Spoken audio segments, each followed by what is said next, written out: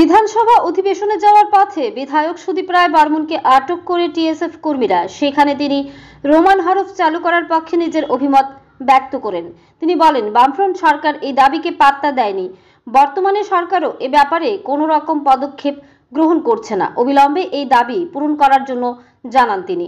Bureau report, আরই ধর্মনগর।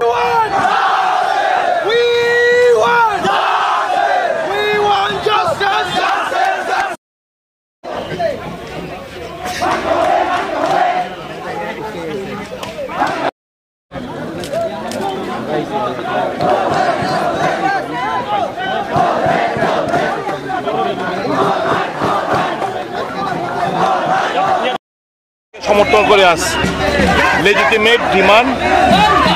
সরকারের টালবাহানা চলছে, মানুষের ইন্ডিজিনিয়াস পিপলদের সেন্টিমেন্টটা সরকারকে উপলব্ধি করতে হবে। এভাবে তো ধরতে দেওয়া যায় না। এদের একটা সায়েন্টিফিক কারণও আছে, প্রোনাউন্সিয়েশনের ব্যাপার রয়েছে। এদের একটা লেজিটিমেট ডিমান্ড এরা দীর্ঘদিন ধরে কংগ্রেস দল, আঞ্চলিক দলগুলো দাবি জানিয়ে আসছে।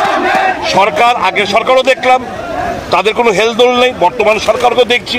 এখন আরেকটা নতুন একটা স্ক্রিপ্ট, দেবনাগরী স্ক্রিপ্ট ওরা নিয়ে এসছে। তো এতে তো একটা কনফিউশন। আমরা পুরোপুরি এই ডিমান্ডটাকে সমর্থন করি যে ককবরক ভাষার স্ক্রিপ্ট অতি দ্রুত রোমান স্ক্রিপ্টে যেন নির্ণয় করা হয়, সরকারের কাছে দাবি জানাচ্ছি। এর আগে দুটো ভাষা কমিশন, শ্যামাচরণ ত্রিপুরা কমিশন, পবিত্র সরকার কমিশন, এখন অতুল দেববর্মার একটা কমিশন, কোনো রিপোর্ট কোথায়? আগে দুটো রিপোর্ট সুপারিশ করেছে ককবরক ভাষাকে রোমান স্ক্রিপ্টে, কিন্তু সরকার নতুনভাবে একটাবার ওদের দেবনাগরী স্ক্রিপ্ট নিয়ে এসে এটাকে একটা কমপ্লিটলি একটা বিতর্কিত একটা পরিস্থিতি তৈরি করার চেষ্টা হচ্ছে। আমরা এই ডিমান্ডটাকে, it is the demand of the Congress party, it is demand of the indigenous people of the state, and we completely support this demand.